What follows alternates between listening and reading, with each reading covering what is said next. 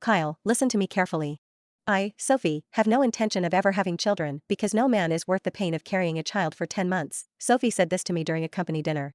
As I left the gathering amidst the complex gazes of others, I returned home only to receive a package, Sophie's pregnancy report. She was already a month along, and I had just returned from a business trip 2 months prior. Despite this profound betrayal, I felt an unexpected sense of relief. I called Sophie calmly, saying, "Let's find a time to get divorced." "Kyle, what are you talking about? Just because I won't have kids for you, you want to divorce me?" Her voice dripped with disdain. "Sophie, look at this little sock.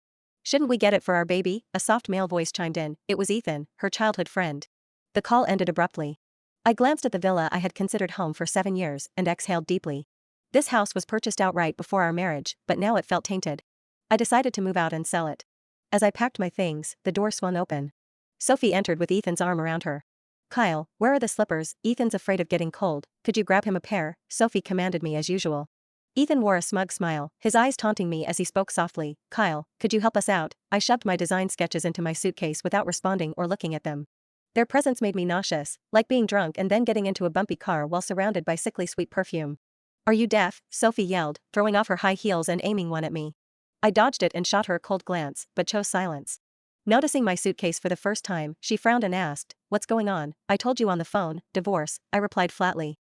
Though I had loved her deeply once, disappointment had piled up until love vanished in an instant. "Kyle, are you throwing a tantrum? I've told you before, I'm not into women." "Sophie is just my best friend," Ethan added in a mocking tone. "Let's make amends, please don't be upset."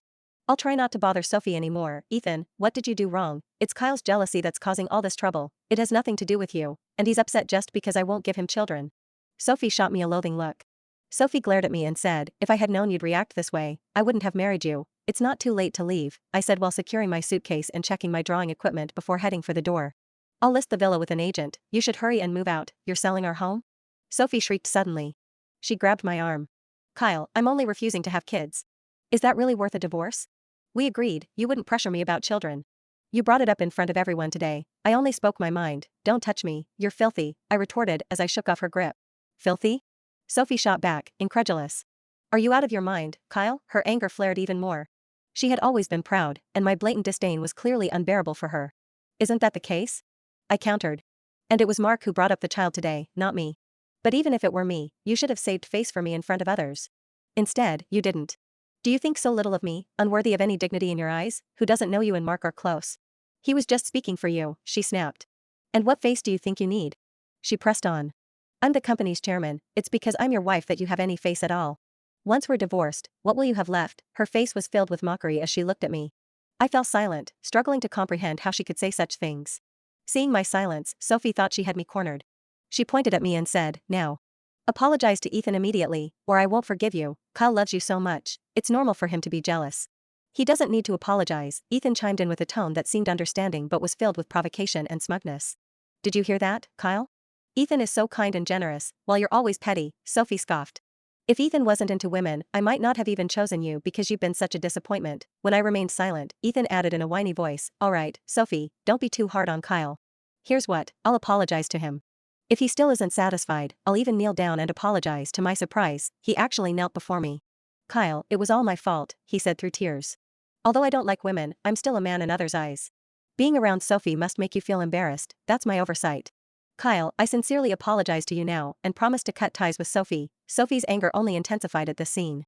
She slapped me across the face without warning. I casually brushed her hand away and looked at them coldly.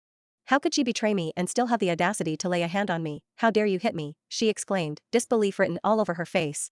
I met her gaze silently and said, "Sophie, I've been away on business for 2 months, while you've been pregnant for 1 month with someone else's child. I really want to know where you get the nerve to bark at me like this." As I spoke, I slapped the pregnancy report against her face. Her complexion drained instantly, panic filled her eyes. But in a heartbeat, her expression hardened. "Kyle, I'm your wife. How dare you investigate me? Don't you trust me at all?" she shouted. "You're pregnant with someone else's child and can still say that? You really are something." I couldn't help but laugh in disbelief. "And just so you know, I never investigated you. This pregnancy report just arrived by courier," Ethan cried out. "Sophie, maybe I filled out the wrong address, that's why Kyle got angry." "It's all my fault." "It's not your fault," she snapped back at him. "This isn't even a big deal. He shouldn't be angry over something like this." She turned her cold stare back to me and said, "Kyle, it's your own filthy mind that sees everything as dirty. How could she blame me for being dirty when she was carrying another man's child?"